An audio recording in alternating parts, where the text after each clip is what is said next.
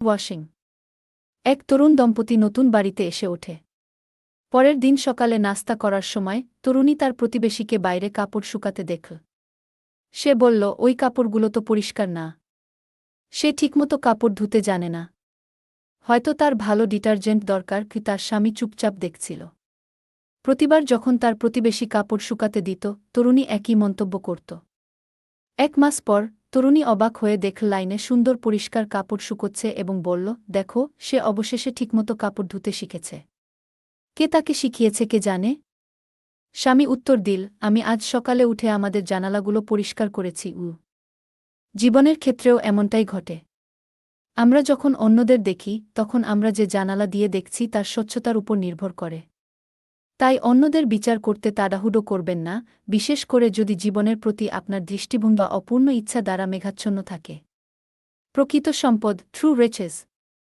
এক ছেলে খুব ধনী পরিবারে বড় হচ্ছিল। একদিন তার বাবা তাকে বিভিন্ন জীবনযাত্রা দেখাতে নিয়ে গেলেন। উদ্দেশ্য ছিল ছেলে যেন তার জীবনে যা কিছু পেয়েছে তার জন্য কৃতজ্ঞতা বোধ করে। তারা একটি খামারে পৌঁছালো যেখানে একটি খুব দরিদ্র পরিবার বাস করত।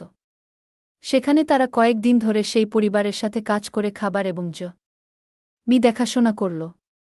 খামার থেকে চলে আসার পর বাবা ছেলেকে জিজ্ঞেস করলেন তাদের ভ্রমণ কেমন লাগল এবং তারা অন্য পরিবারের সাথে সময় কাটিয়ে কিছু শিখল কিনা। ছেলেটি দ্রুত উত্তর দিল, খুব ভালো লেগেছে, ওই পরিবারটি খুব ভাগ্যবান। বাবা অবাক হয়ে জিজ্ঞেস করলেন, সে কি বলতে চাইছে? ছেলেটি বলল, আমাদের মাত্র একটি কুকুর আছে, কিন্তু ওই পরিবারের 4টি। আমাদের বাড়িতে 4 জন, কিন্তু তাদের 12 জন। তাদের সাথে খেলার জন্য এত লোক আছে।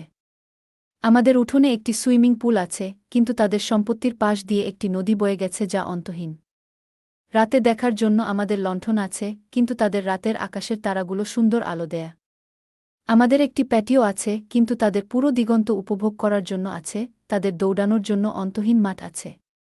আমাদের মুদি দোকানে যেতে হয়, কিন্তু তারা নিজেদের খাবার নিজেরাই ফলাতে পারে।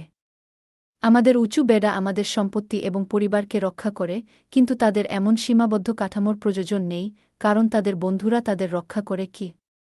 বাবা স্পিকলেস হয়ে গেলেন। অবশেষে ছেলেটি যোগ করল, ধনীরা কিভাবে জীবনযাপন করে তা দেখানোর জন্য ধন্যবাদ, তারা খুব ভাগ্যবান। গল্পের শিক্ষা, প্রকৃত সম্পদ এবং সুখ বস্তুগত জিনিস দিয়ে মাপা হয় না। প্রিয়জনের সান্নিধ্য, সুন্দর প্রাকৃতিক পরিবেশ উপভোগ করা এবং স্বাধীনতা অনেক বেশি মূল্যবান। একটি সমৃদ্ধ জীবন বিভিন্ন মানুষের কাছে বিভিন্ন অর্থ বহন করতে পারে। একটি পর্কুপাইনের গল্প, দ্য পোর্কিপাইন্স ডালমা। খুব ঠান্ডা এক শীতকালে পর্কুপাইনরা একে অপরকে উষ্ণতা দেওয়ার জন্য একসাথে জড়ো হওয়ার সিদ্ধান্ত নিল। কিন্তু তাদের তীক্ষ্ণ কাঁটাগুলো একে অপরের ক্ষতি করতে লাগল। তাই তারা একে অপরের থেকে দূরত্ব বজায় রাখল, কিন্তু ঠান্ডায় কষ্ট পেতে শুরু করল। শেষ পর্যন্ত তারা বুঝতে পারল যে উষ্ণতা এবং সুরক্ষার জন্য তাদের একে অপরের কাটার কিছু আঘাত সহ্য করতে হবে। গল্পের শিক্ষা, জীবনের ঘনিষ্ঠ সম্পর্কগুলোতেও কিছু আঘাত বা কষ্ট থাকে। কিন্তু সেই সম্পর্কের উষ্ণতা এবং সুরক্ষা পাওয়ার জন্য এই ছোটখাটো আঘাতগুলো সহ্য করতে হয়।